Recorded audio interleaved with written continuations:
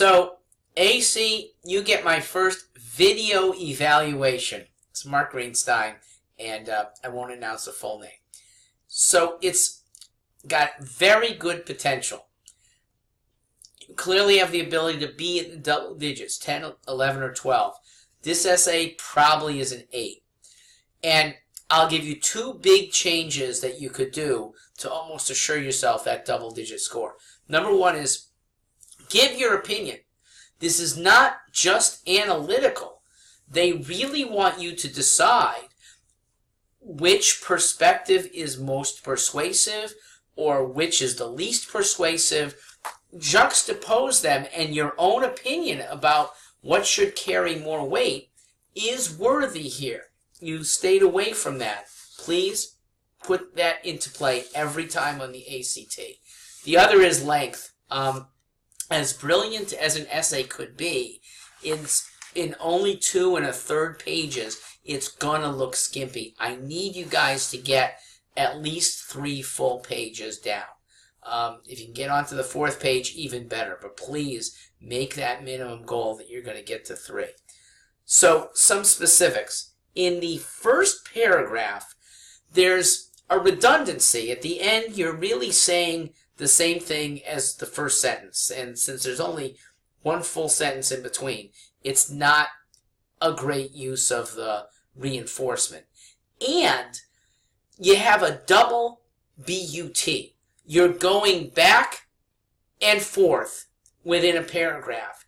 So I kind of like a single but or a single however to show a contrast within a paragraph. You want to go back and forth and back again, take it to a new paragraph if necessary.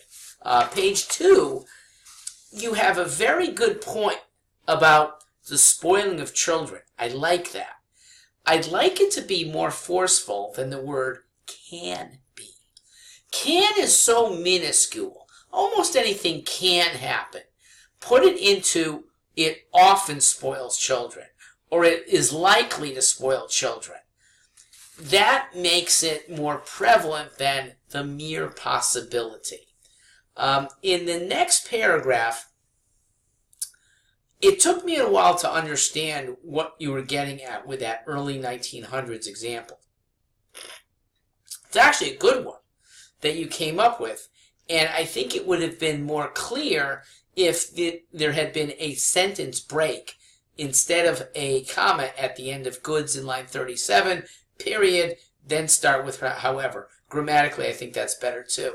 And the big point is, even in the early 1900s, we've had this tendency, it's not a modern trend, women are always looking for the newest fashion. That works.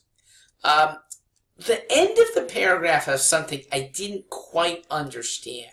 Seems like a gene being passed along, or maybe mother to daughter, generation after generation being passed along. I'm not sure what you meant, and then the sentence got even more confusing. So clarity there is the one place where you weren't that clear.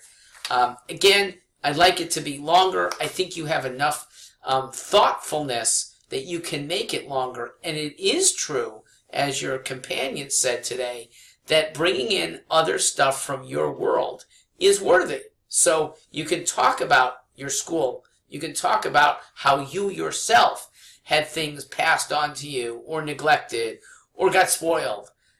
It tends to make things a little more clear for readers. So overall, I think this is likely to get an 8. I think it could be as low as a 6, getting a 3 from each reader. Possibly could be as high as a 10. Likely an 8. All right, I hope this has been helpful. Have a good rest of your weekend.